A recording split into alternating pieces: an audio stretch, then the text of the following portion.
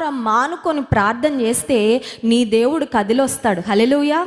నీ దేవుడు కదలకుండా కరుణ దయ లేని ఒక శిల కాదండి. He is not a stone.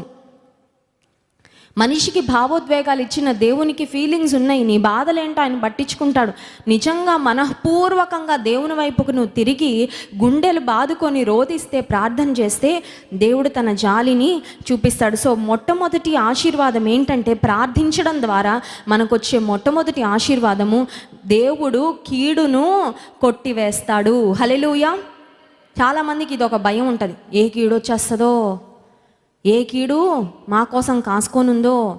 ఇంటి ముందు ఒక నిమ్మకాయ కనబడగానే అమ్మో ఎవరో పెట్టేశారు ఏదో, వీళ్ళకి ఏదో ఒక కళ రాగానే భయపడిపోతారు. మొన్న ఈ మధ్య ఒక తమ్ముడు ఒక ఫోటో నాకు తీసుకొచ్చి చూపించారు. ఏంటి బ్రదర్ అంటే, చాలా టెన్షన్ పడుతున్నారు. మా అక్క ఫోటో తీశాను సిస్టర్ నేను. అయితే ఆ ఫోటోలో మొహం ఒక్కటే